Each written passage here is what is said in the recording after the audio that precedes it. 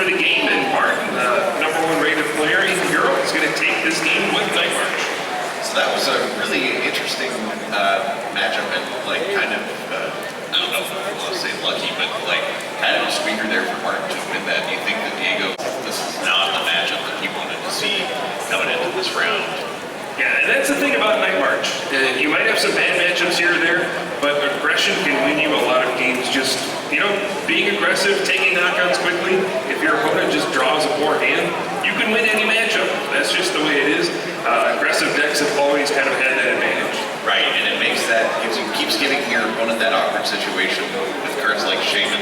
Normally you just put him on the bench, you don't worry about it, but Night March is so fast and so aggressive that you have to feel like, oh boy, do I really want to put this Shaman out? Do I really need those cards? Because it's going to be a liability hanging out on the bench to be pulled out later. Yeah, so, both these players are very experienced, obviously excellent players. They probably have played this matchup out quite a few times. But yeah, Diego, I'm sure he's looking to get some revenge in game #2, get his Landers EX up and running a little faster. He also had to sacrifice the Zubat early on in that first game, and really those Golbat and Crobat drops are some of your most important offense in this matchup. Right. Being able to take extra prize cards without having to use attacks. And we didn't even see, we saw some fighting going on with those abilities. I don't think we saw a single Crobat though. Nope. He never really got the Mad Engine going, he never got his Landers going, and it was still kind of a close match. So, yeah, as you saw, Martin certainly can win, but Diego probably has a pretty decent shot still in this match. Oh, absolutely. So we're going to go ahead and throw it over to game #2 in round 2 of the Pokemon TCG World Championships. Yep, so they're getting set up right now. Looks like both players have at least one basic club. So need any mulligans on either side, get their prize cards put out. Martin's kind of struggling with which Pokemon he wanted to put out active there first. Looks like he's going So, another interesting decision is if you decide to go first or second against the Night March deck. Looks like Diego has decided to go first. Opens with that Landers EX versus Joltik and Pumpkaboo.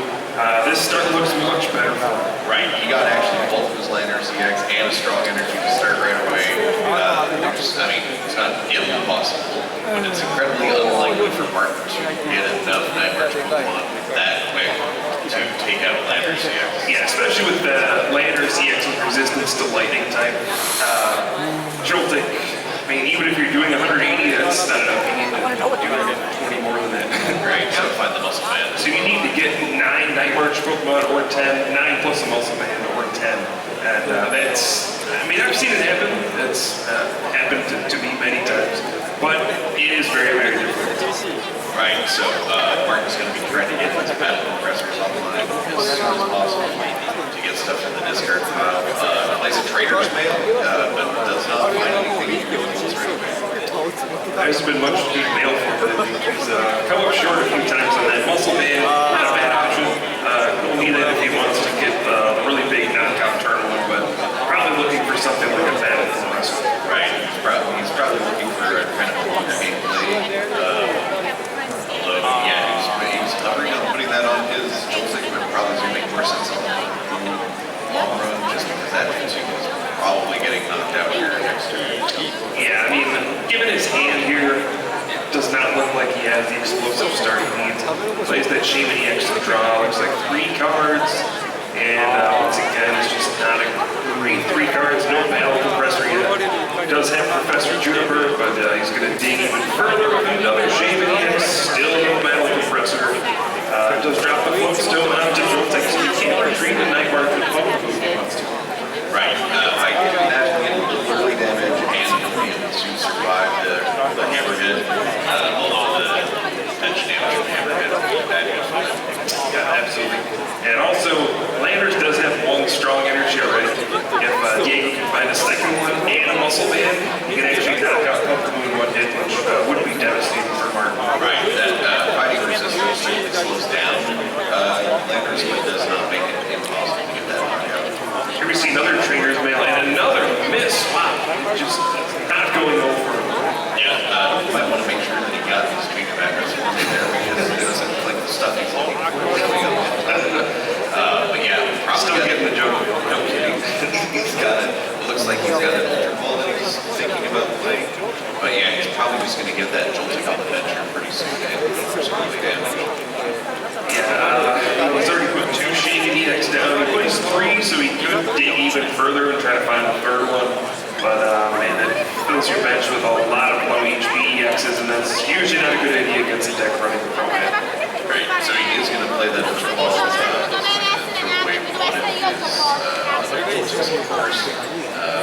Was looking at his Dimension Valley, and that might be his best choice right here. Although it does put him behind a pin on the stadium where that starts to go. Yeah, so here we see Ultra Ball, and yeah, it looks like he is going to go even deeper into his deck. The 3rd Shaded EX. I mean, Shaded EX is super powerful with that setup ability, but does have the downside of just having 110 HP.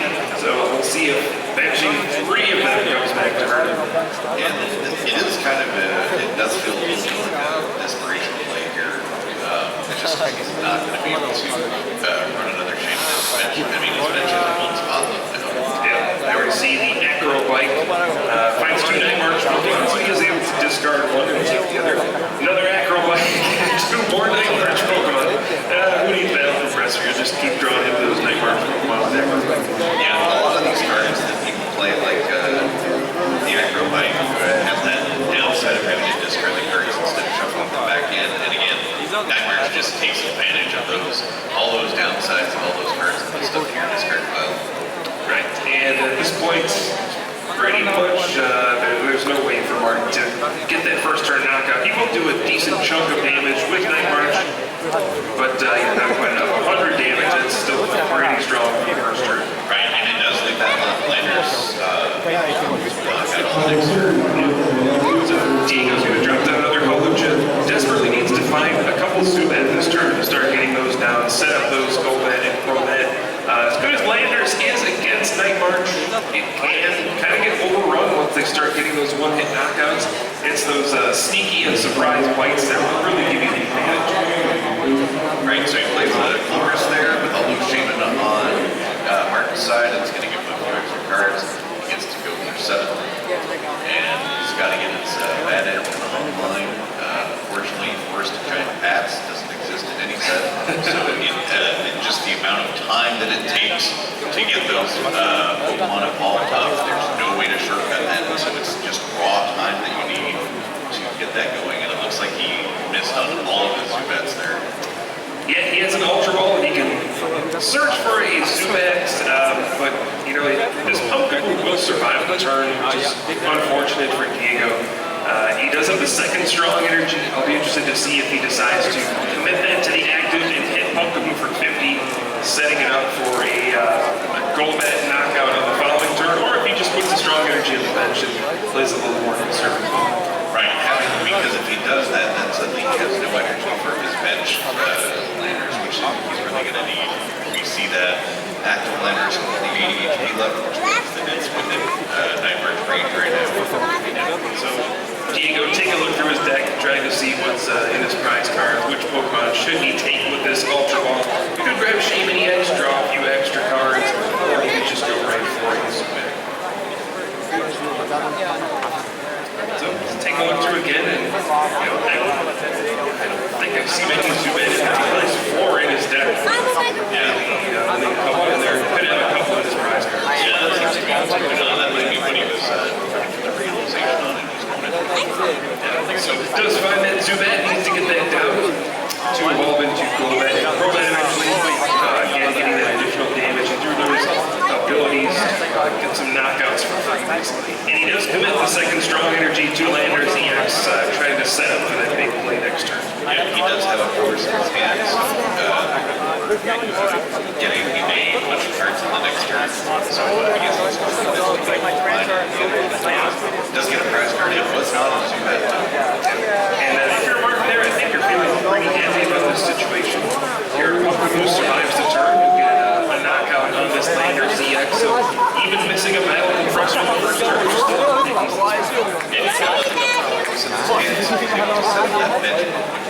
He's really getting everything going the way he needs right now. Oh yeah. So we got another energy going out to the bench Pokemon. We got Night March all set up for the next couple turns. turns. He'll certainly get a knockout this turn. He did 100 damage last turn. He'll do an additional 20 since Joltik is in the discard pile now. Gets that versus Secret Warrior Professor Juniper. Take the store cards. He'll hit the substitute, and then since he has leftovers as his thing, Alexander there could play that card, but he does have versus 4 versus Secret back out of the discard. Right, so there we go. Professor Juniper discarding his hand, drawing a fresh hand of 7. And this is going to be pretty relevant if he can find out that Professor get more Night March before this card, or even just thin out cards in his deck. Because now that he's starting to take those big chunks of prize cards, he has to worry about and disrupting his hand. Yeah, I don't think he got it in person there. I don't think we've seen it yet. But he does still have his budget. Oh my god! Okay, yes, He's got been pretty lucky with his action pick so far.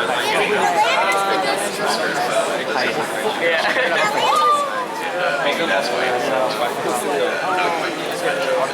Yeah, it looks like he's just going to go ahead and take that knockout with Night March. He's going to take his 2 prize cards, and now this will be a pretty big turn for Diego. Go ahead and keep the pressure on.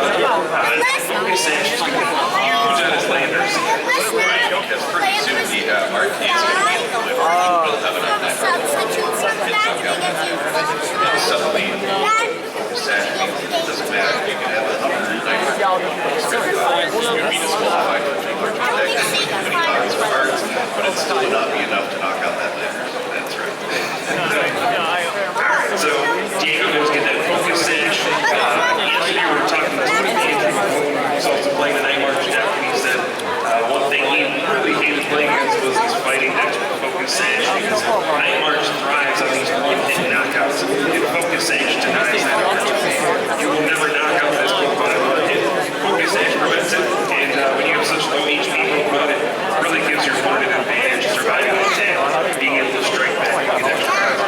Right, and also Diego makes a few of those super scores. Earlier, you can use these on your pets, maybe a shade of here you go, maybe you can use that for landers, take a giant hit, put it on HP, super score, back out. Yeah, that certainly is something that could go. And let's see if Diego can pull up any freezing resistor. He does find a strong energy that's pretty strong. Hammerhead for some extra damage. Did he find a gold? Knew that Entei would protect, so he superpowered makes calm, and then his calm mind is He does have a So Hammerhead's done plenty for Diego. He's not been able to really get his pro back up and running in this matchup yet.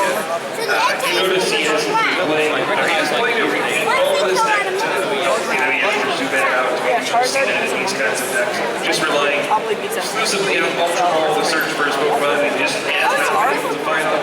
yeah, it's always the trade-off of these decks. Their game balls really don't get that consistency and bouncing that this one does have. So now Martin again, even though this matchup looks pretty bad on paper, he comes up in a decent position, playing it as well as he can. Using only Pumpkaboo in this matchup, you want to use that fighting resistant Pokemon. Finally gets a path from Professor Juniper, so you can hit for enormous amounts of damage. Without that focus Sash landers, you'll probably get knocked out this turn.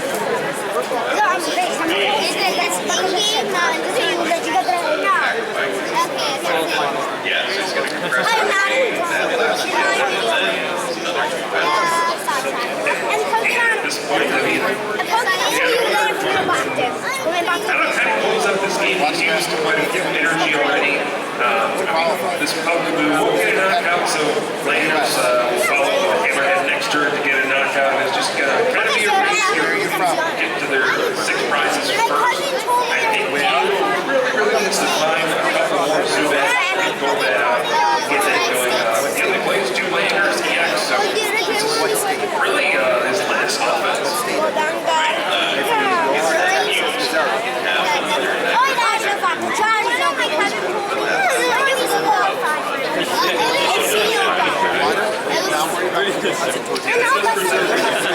Pretty dangerous situation. Pokucha can do pretty big amounts of damage to UEX. Strong energy, muscle base, fighting stage, you can actually press the knockout UEX in a He has single never hit. competed. And then if you have taken out of the bench a couple Okay. prior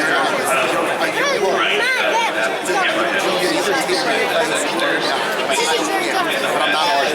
Your cousin is never